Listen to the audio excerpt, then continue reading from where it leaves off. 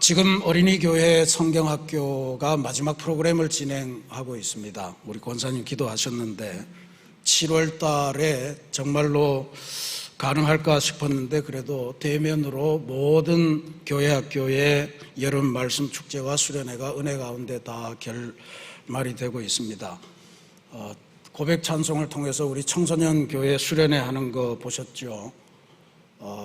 굉장히 점잖하게 하는 것 같은데, 그래서 왜 이렇게 학생들이 점잖하냐 제가 가서 물었더니 전도사님이 하시는 말씀이 막 흥분해서 그래도 일어나서 찬송하잖아요 막 이러면서 자리에서 일어나는 게 그렇게 귀하게 보였나 봐요. 그럴 정도입니다.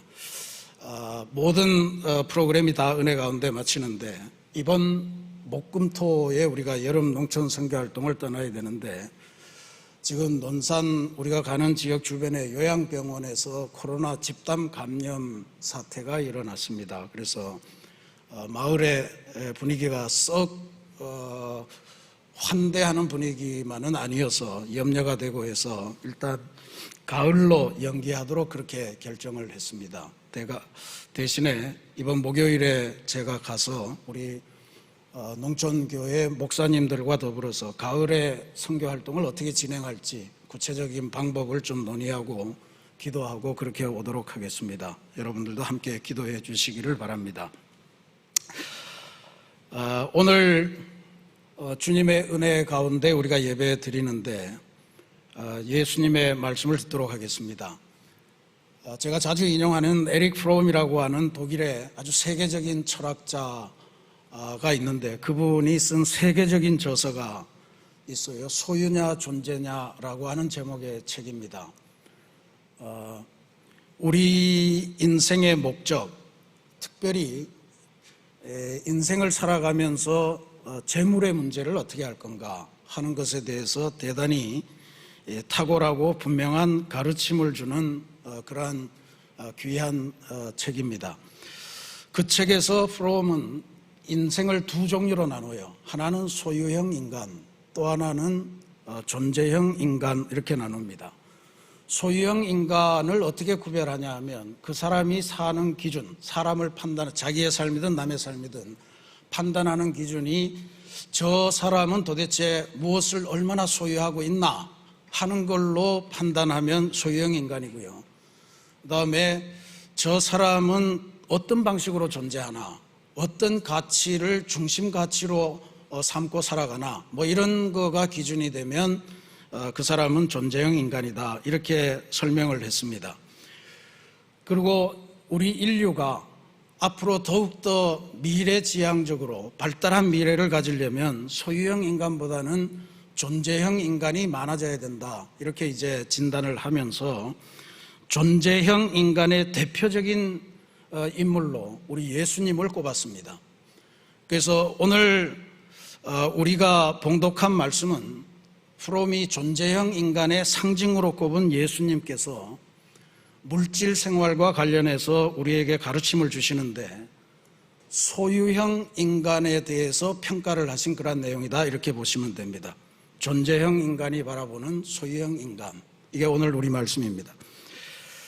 오늘 말씀을 보면 예수님을 따라다니던 무리 중에서 한 사람이 형제 간에 아마 유산 분쟁이 있었던 것 같습니다. 자기 형에게 예수님이 좀 말씀하셔서 유산을 공평하게 나누라 라고 하는 가르침을 좀 주십사 하는 부탁을 했습니다. 예수님이 이런 지하에 거절하죠. 내가 세상에 재산을 나누러 온 사람이냐 그러면서 거부하십니다. 그리고는 대신에 주신 말씀이 삼가 모든 탐심을 물리치라, 사람의 생명이 그 소유에 넉넉한 데 있지 아니하니라 하는 말씀을 주셨습니다. 공평하신 하나님께서 공평하게 재산을 나누실 법한데 재산을 나누는 게 지금 문제가 아니다, 이런 이야기죠. 어떤 경우든 우리 안에 탐심이 있을 경우에 그게 인생을 망칠 수 있다. 사람의 생명의 가치는 소유형에 있지 않다라고 하는 말씀을 가르쳐 주신 것입니다. 이 말씀을 하신 다음에 이야기 하나를 들려주시는데 우리가 어리석은 부자라고 부르는 사람의 비유를 들려주셨습니다. 이 어리석은 부자, 우리말로는 어리석은 부자인데 영어 성경을 보면 The rich fool 이렇게 되어 있습니다. 굳이 번역하면 부자 바보 뭐 이렇게 되겠죠. 어리석은 부자, 부자 바보, 뭐 뉘앙스가 약간 틀린 듯도 하고 강조점이 다른 것도 같긴 하지만 어쨌든 의미는 충분히 전달이 될 겁니다. 원래부터 부자였습니다. 부자였는데 어느 해에 아주 소출이 풍성해졌어요. 얼마나 소출이 풍성해졌냐 하면 기존에 자기가 갖고 있던 창고로는 도저히 담을 수 없을 만큼 수확물이 많아졌습니다. 그래서 그가 그 풍성한 수확 앞에서 새로운 계획을 세우는데 그게 18절 말씀입니다. 내가 이렇게 하리라. 내 곡간을 헐고 더 크게 짓고 내 모든 곡식과 물건을 거기 쌓아두리라. 수확물을 보관하는 게 그 사람의 가장 중요한 계획이 됐어요. 수확물 보관 계획을 끝내고 난 다음에는 그의 인생 계획을 설계합니다. 19절 말씀입니다. 또 내가 내 영혼에게 이르되 영혼아 여러 해 쓸 물건을 많이 쌓아두었으니 평안히 쉬고 먹고 마시고 즐거워하자 하리라. 우리가 보기에 특별히 잘못된 행동을 한 것은 없어 보입니다. 근데 예수님께서는 이 사람을 향해 다음 같은 결론을 내렸습니다. 20절 21절 말씀이에요. 하나님은 이르시되 어리석은 자야 오늘 밤에 내 영혼을 도로 찾으리니 그러면 내 준비한 것이 누구의 것이 되겠느냐. 자기를 위하여 재물을 쌓아두고 하나님께 대하여 부여하지 못한 자가 이와 같으니라 하는 말씀으로 결론을 맺으셨습니다. 뭐가 잘못됐을까요? 먼저 모든 탐심을 물리치라 라고 하는 예수님의 가르침을 바탕으로 해서 보면 이 사람에게 가장 큰 문제는 풍성한 수확 앞에서 이걸 어떻게 나눌까 하는 생각보다는 이걸 어떻게 보관해야 되나, 더 큰 창고를 새로 짓는 것이 문제였던 것 같습니다. 새로운 창고를 짓는 마음의 바탕은 탐욕이었습니다. 그러니까 예수님께서 주신 말씀을 종합해 보면 소출이 풍성할 때, 요즘 우리말로 하면 매출이 풍성할 때 혹은 수입이 풍성해질 때, 이럴 때가 되겠죠. 소출이 풍성할 때 삶의 기준, 소유형이냐 존재형이냐 되느냐라고 하는 인생의 평가 기준은 그때 소출이 풍성할 때 우리가 뭘 우선 가치로 두느냐 하는 것에 있다는 것을 알려줍니다. 근데 여기 이 예수님이 말씀하신 이 어리석은 부자는 매출이 풍성할 때 그 모든 매출을 자기를 위해서 보관하고 갈무리하고 하는 것에만 마음을 뺏겼습니다. 그 보관의 마음을 뺏긴 이유는 두려움 때문이겠죠. 대충 두 가지 두려움 같아요. 하나는 누군가가 내 것을 훔쳐가지 않을까 하는 두려움이 있었을 테고요. 또 하나는 이게 보관이 잘못되어서 썩어서 못 쓰게 되지 않을까라고 하는 두려움이 있었을 거라고 보입니다. 어쨌든 그는 자신에게 주어진 것이 영원토록 자기를 위해서 봉사할 수 있도록 자기 기쁨이 되도록 그렇게 만들어가는 일을 위해서 마음을 썼습니다. 그리고 심지어 자신의 영혼대로 영혼아 여러 해 쓸 많은 물건들을 쌓아두었으니 이제 마음을 놓고 먹고 마시고 즐기고 하자 뭐 이렇게 기뻐합니다. 풍성한 소출, 이거는 잘못된 일이 아니죠. 우리 모두가 기도하는 바 아닙니까? 다 원하는 바고 이건 하나님께서 주시는 진짜로 복입니다. 근데 신앙인에게 주어지는 이 복, 풍성한 수입을 통해서 무엇을 해야 하는가는 우리 신앙인에게는 대단히 중요한 것 같아요. 이 부자는 성실하게 일했고 그 성실에 대한 보답으로 풍성한 수확을 얻었는데 그 보답의 결과를 자기 자신만을 위해서 설계하다 보니까 어리석다라고 하는 하나님의 평가를 듣게 되었다는 거죠. 왜 이런 잘못을 범하게 됐을까? 이거는 그가 독백하면서 혼잣말로 하는 그 표현 속에서 힌트를 얻을 수가 있습니다. 이런 표현을 많이 썼습니다. 내 소출, 내 곡간, 내 곡식과 내 물건, 그리고 나아가서 심지어 내 영혼 그랬습니다. 한결같이 내 거다 이렇게 주장을 하는 거죠. 자신의 삶에서 이룬 모든 것이 자기 것이고 또 자기가 만들었고 심지어 영혼마저도 자기가 소유한 것처럼 그렇게 인정하고 살아갔던 것입니다. 그러니까 모든 수확물은 자신의 것이고 자신을 위하여 사용하고자 했던 것이죠. 내 인생의 주인은 바로 나다, 이렇게 주장을 하는 건데, 초대교회 때부터 우리 기독교의 전통, 수많은 스승들은 전혀 다른 이해를 갖고 있었습니다. 4세기에 우리 기독교 신학의 바탕을 이룬 성 어거스틴이라고 하는 사람이 있는데, 젊을 때 아주 함부로 막 놀았죠. 그러다가 회개하고 돌아와서 이제 하나님의 종이 되는데, 그 과정을 쭉 지켜보면서 인도했던 암브로시우스라고 하는 유명한 감독님이 계십니다. 그분이 누가복음 이 부분을 주석하면서 이런 말을 해요. 우리가 세상에서 가지고 갈 수 없는 것들은 본대 우리 것이 아닙니다. 덕행만이 죽은 자의 동반자입니다. 자비만이 우리를 따라옵니다. 그것이 우리를 하늘나라와 첫 번째 거처로 인도할 것입니다. 무슨 이야기냐면, 죽을 때 우리가 가져갈 수 없는 것은 그건 우리 거가 아니라는 이야기예요.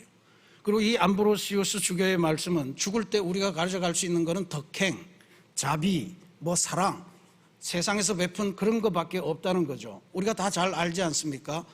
죽은 사람이 입는 옷을 수의라고 하는데, 수의가 갖는 가장 큰 특징이 뭡니까? 주머니가 없다는 거 아니에요. 가져갈 게 없어요. 주머니에 담아갈 게 없다, 이런 이야기죠. 그런데도 지금 여기서 내 소출, 내 곡간, 내 곡식, 내 물건, 내 영혼, 나의 이러면서 지금 계속해서 자기의 인생을 묘사해 가고 있는 것입니다. 하나님께서 그에게 이런 말씀으로 경고하시죠. 만약에 그렇다면 내가 오늘 네가 말하는 그 영혼을 내가 거두어 가면 어떻게 할 거냐? 이 준비한 것이 누구의 것이 되겠느냐? 하나님께서 소유관계를 분명하게 해주십니다. 내 영혼을 거두어 간다는 게 무슨 뜻입니까? 오늘 네가 죽음을 맞이한다면 이런 뜻 아닙니까? 그러니까 이게 지금 영혼을 거두어 간다라고 하는 이 표현이 우리 인생과 관련해서 굉장히 중요한 문제를 제기합니다. 우리가 세상 살면서 제일 두려워하는 것, 제일 큰 공포는 죽음이잖아요. 근데 세상에서 통상 죽음이라고 하는 것을 목숨을 잃었다, 이렇게 표현을 하는데, 우리 기독교인들은 전혀 다른 표현을 합니다.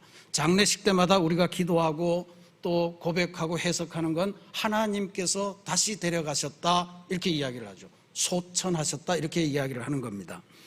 그러니까 하나님, 죽음이라고 하는 건 하나님 편에서 보면 하나님께서 맡겨놓으셨던 영혼을 다시 찾아가는 것을 의미하고요, 우리 인생의 입장에서 보면 하나님께로부터 받은 그 영혼을 다시 하나님께 되돌려 드리는 게 죽음이라는 이야기예요.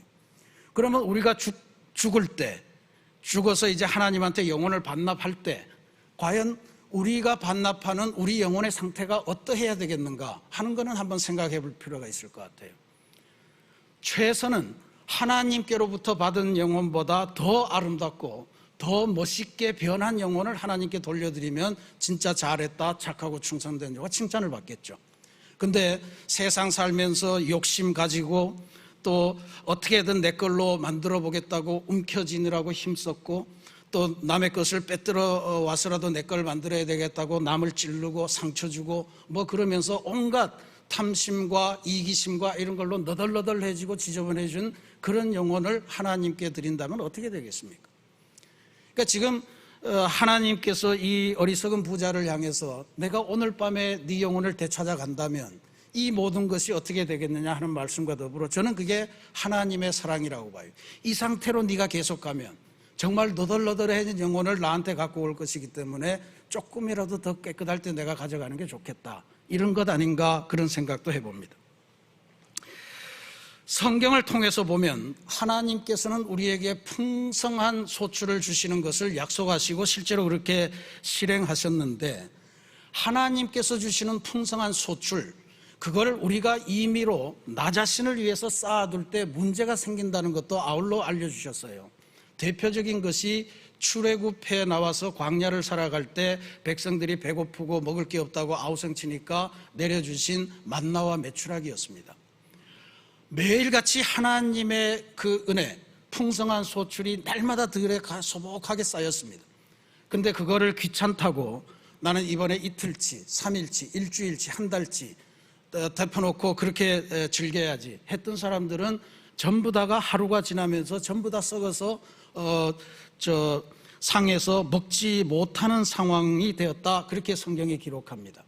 탐욕으로 쌓아두면 반드시 썩었습니다. 우리 주님께서도 기도를 가르쳐 주시면서 우리들에게 이 세상의 문제를 구할 때 제일 먼저 구한 것이 일용할 양식을 구하라 라고 하는 가르침이셨습니다. 그러니까 성경 말씀을 보면 풍성한 소출에 대해서 반대를 하시지 않습니다. 돈 자체가 문제가 아니라고 이야기합니다. 사도 바울은 돈이 문제가 아니고 돈을 사랑하는 마음이 일만하게 뿌리가 된다, 그렇게 가르쳐 주셨어요. 돈을 사랑하는 마음이 뭡니까? 돈에 매여서 휘둘리고 돈이 하나님 자리를 차지하고 돈 때문에 우리가 지향하던 가치를 포기하고 배신하고 변절하고 이런 게 돈을 사랑하는 마음이거든요. 근검저축하고 미래를 위해서, 노후를 위해서 뭔가를 준비하는 거, 그게 왜 문제겠습니까?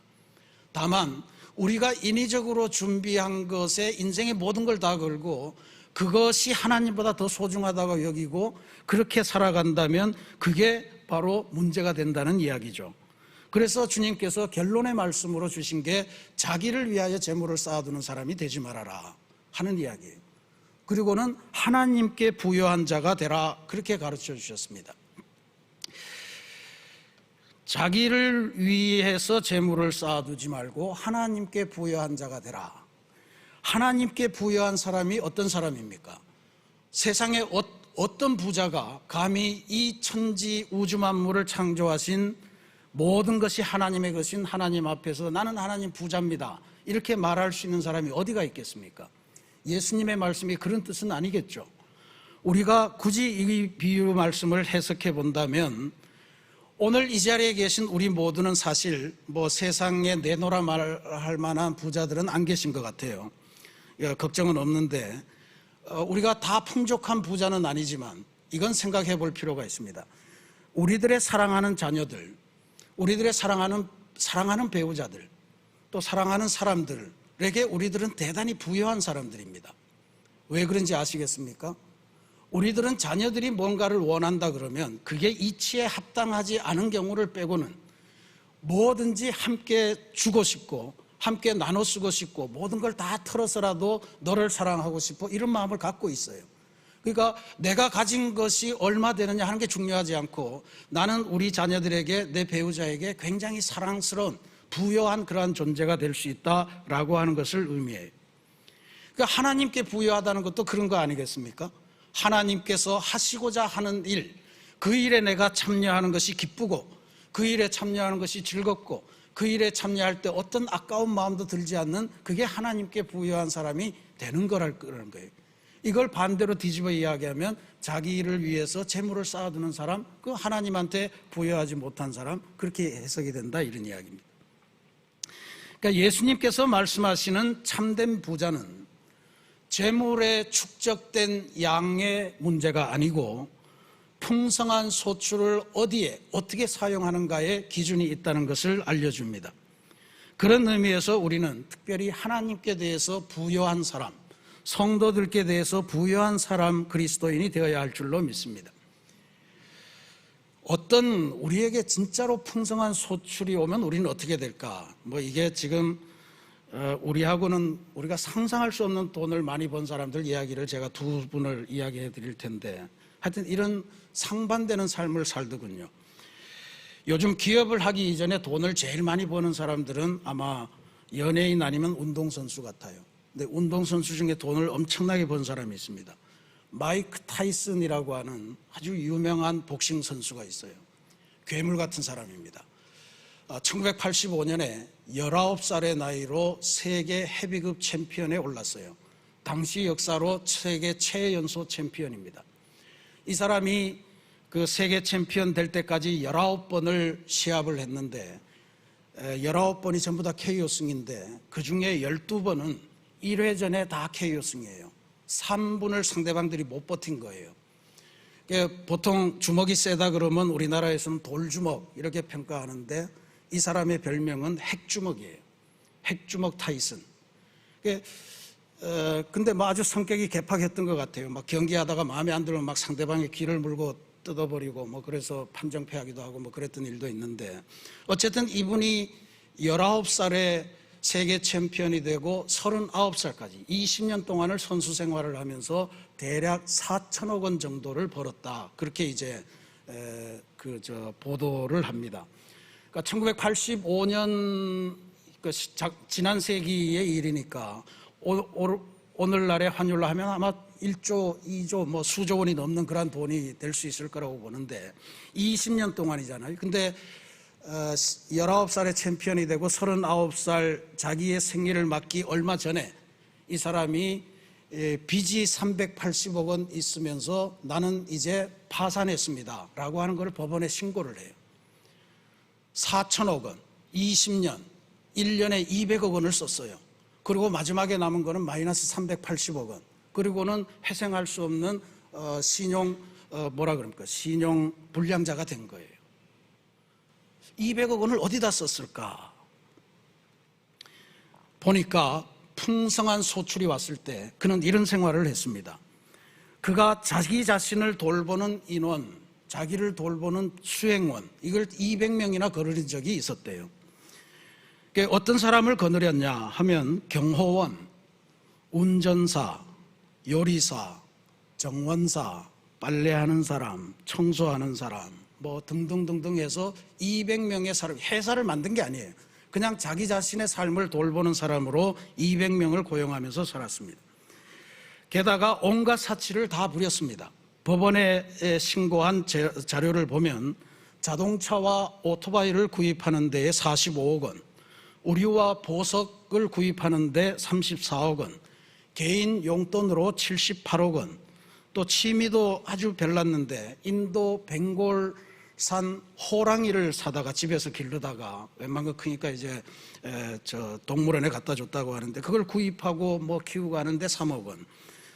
영화 배우와 결혼을 했습니다. 근데 부인에게 욕조를 만들어 주는데 20억 원짜리 욕조, 생일 파티에 4억 원, 뭐 이렇게 그냥 돈을 막 갖다 뿌린 거예요. 결국 그가 파산 선고를 했는데 그의 돈 지출 명단에 어느 한 항목도 남을 위해서 사용한 돈이 한 푼도 보이지 않더라라고 하는 이야기예요. 정말로 풍성한 소출이 왔는데 자기 돈을 보관할 창고를 끊임없이 넓히면서 했지만 그 창고에 들어간 돈을 퍼내서 누군가에게 줘야 되겠다는 생각은 한 번도 한 적이 없는 그런 사람입니다. 어쩌면 창고가 형편없었을지도 모르겠습니다. 반면에 어마어마한 돈을 젊어서 벌었고 그것을 전혀 다른 방식으로 사용했던 또 한 사람을 기억하려고 합니다. 요즘 결혼 소식을 발표해서 온 국민의 관심을 다시 받고 있습니다만 김연아 선수입니다. 목사님 며느리가 된다고 그러네요. 그래서 처음에 듣고 대형교회 목사님이 채 가시는구나 그렇게 생각을 했는데 그게 아니더군요. 대구에서 외국인 이주민 사역을 하는 아주 가난한 교회 목사님의 아들, 유명한 성악가 가수와 결혼을 한다고 합니다. 뭐 그것도 괜찮아 보여요. 근데 김연아 선수의 삶을 보면 마이크 타이슨과 비슷하게 이 친구는 20살에 밴쿠버 동계 올림픽에서 금메달을 땁니다. 그 이전에 물론 뭐 세계 선수권에서 우승도 하고 그랬지만 이게 김연아 선수 선수 생활의 하이라이트일 거예요. 그리고 4년 동안 선수 생활을 더 하고 4년 뒤에 소치 올림픽에서 은메달을 따면서 은퇴를 합니다. 국민 여동생 아닙니까? 국민 여동생에서 온갖 광고에 출연하고 뭐 다양한 홍보대사 뭐 등등 등을 해서 추정을 해보니까 대략 한 1,600억 원 정도를 벌었을 거다. 뭐 이게 뭐 다 숫자가 큰 의미가 없어 보입니다, 우리한테. 근데 마이크 타이슨과는 전혀 다른 삶을 살았어요. 기부의 여왕입니다. 특별히 지금까지 한 50억 원 정도를 전체적으로 공개적으로 기부한 그 리스트가 나왔는데 그 중에 절반 25억 정도가 어디에다 기부를 했냐면 유니세프라고 하는 UN 아동기금, UN이 전 세계 불우한 어린아이들을 돕고 기아를 벗어나게 하고 또 훌륭한 인재를 키우고 하는 그 단체를 통해서 25억을 기부했다는 거예요. 그리고 나머지 25억은 한국의 피기어 꿈나무들, 한국에 있는 불우한 친구들 뭐 이렇게 필요한 데마다 줬고, 또 코로나가 일어났을 때 백신을 개발하는데 성인용 백신을 아이들이 맞을 수가 없으니까 어린이용으로 안전한 백신을 개발해야 됩니다 하는 운동이 일어나니까 거기다 또 1억 5천인가를 쾌척을 냈어요. 한번 그의 기부 리스트를 한번 보실까요? 젊은 아이예요. 어마어마합니다. 저거 뭐 일일이 다 보실 필요는 없어요. 저게 다 기부 몇 억씩 되는 거예요. 아직 젊은 사람이라 그의 인생의 이후가 어떻게 될지 저는 장담할 수 없습니다만, 지금까지 살아간 그의 모습을 보면 진짜로 참된 부자로구나, 정말 이웃 앞에 하나님 앞에 부유한 사람이구나 라고 하는 그런 감동을 갖게 됩니다. 어쨌든 오늘 우리가 마이크 타이슨과 같은 버는 거에만 열심을 낼 사람이 될 건지, 아니면 열심히 벌어서 좋은 일, 하나님의 나라를 일구는 일에 열심히 사용할 건지 하는 것을 알려주는 중요한 지표가 될 것입니다. 사랑하는 우리 새신교회 성도 여러분, 저는 담임 목사로서 우리 성도님들 모두가 하나님으로부터 풍성한 소출을 선물로 받으시기를 간절히 기도합니다. 모두가 그 은혜를 누리시기를 기도드려요. 풍성한 소출, 풍성한 매출, 풍성한 수입을 여러분들의 삶에 꼭 누리시기를 바랍니다. 근데 이거 하나는 부탁을 드리고 싶습니다. 여러분에게 주어지는 모든 풍성한 소출과 매출과 수입을 통해서 제발 하나님께 부여한 사람이 되시기를 부탁드립니다. 어떻게 하면 될까요? 예수님께서 이어지는 말씀, 오늘 우리가 봉동 안 했습니다만 보면 예수님의 말씀은 그거예요. 보물은 하늘에 쌓아둬야 되는 거다. 사도 바울은 이것을 초대교회 성도들에게, 험한 세월을 살아가는 성도들에게 정말로 귀한 권면을 하는데, 시간을 아껴라, 세월을 아껴라, 이런 권면을 해요. 우리가 그 말씀을 들으면 시간 절약해서 알뜰하게 살아라 이런 이야기로 느끼는데, 원어를 해석해 보면 시간을 구원하라는 뜻입니다. 시간을 구원하라. 시간을 왜 구원해야 됩니까? 하나님이 우리에게 주신 무한한 시간이잖아요. 이 시간을 우리 마음에 맞게 우리의 즐거움을 위해서만 그렇게 함부로 쓰는 거, 이걸 헬라어에서는 크로노스라고 그래요. 근데 그렇게 쓰지 말고 하나님의 일을 위해서 정말 값진 곳에 사용하도록 해라. 이 시간을 카이로스라고 이야기합니다. 우리에게 70년, 80년, 90년, 100년의 크로노스라고 하는 시간이 주어질 때 그 시간을 그냥 흘려보내지 말고 하나님에게 기억날 만한 카이로스의 시간을 만들어가라 라고 하는 것이 세월을 아끼라라고 하는 사도 바울의 권면이거든요. 이걸 오늘 예수님의 말씀에 비유해 보면 자기를 위하여 재물을 쌓지 말고 하나님께 부여한 사람이 되라 라고 하는 이 말씀은 바로 그런 뜻입니다. 하나님의 일을 위해서 우리에게 주어진 풍성한 소출을 쓰는 것이 가장 가치 있게 사용하는 것이다 라고 하는 가르침입니다. 아마 이런 제안을 드리고 싶습니다. 한번 여러분이 그런 거 해보시면 좋을 것 같아요. 내가 지금 누리고 있는 소출, 매출, 수입 중에 나는 이렇게 썼을 때가 내 생각에 가장 가치 있어 라고 하는 항목이 있을 것 같아요. 이게 제일 보람찼어 하는 게 있잖아요. 뭐 어쩔 수 없이 막 나가는 공과금 이런 거 말고, 이때 내 기분이 제일 좋았고 내가 제일 행복했고 내가 살아있는 느낌을 느껴 라고 하는 그 항목과 액수를 한번 이렇게 쭉 적어보세요. 그리고 나서 내 소출에서 그게 얼마나 차지하고 있는가 비율을 한번 따져보시면, 나는 과연 예수님이 말씀하신 바대로 자신을 위해서 재물을 쌓으면서 사는 사람인가, 아니면 하나님께 부여한 사람인가 하는 것을 내 스스로 판단할 수 있는 기준이 될 거다, 저는 그렇게 봅니다. 주님께서 하신 말씀 보물을 하늘에 쌓아두라, 사도 바울의 말씀 세월을 아끼라, 이거 다 종합해 보면 하나님 앞에 부여한 핵심적인 방법은 하나님의 선교에 우리가 인생을 투여해서 참여하는 것인 줄로 믿습니다.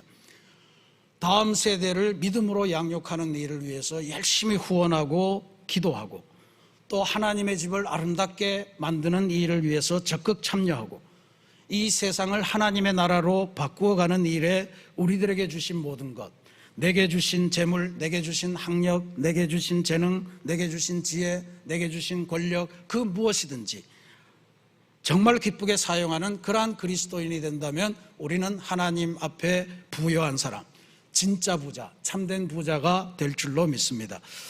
어리석은 부자의 길을 걸어가지 마시고 예수님께서 말씀하신 하나님께 부유한 사람, 참된 부자의 길을 걸어가시면서 이 땅을 아름답게 변화시켜 가시는 그러한 성도 여러분들이 되시기를 주님의 이름으로 축원합니다. 같이 기도하겠습니다.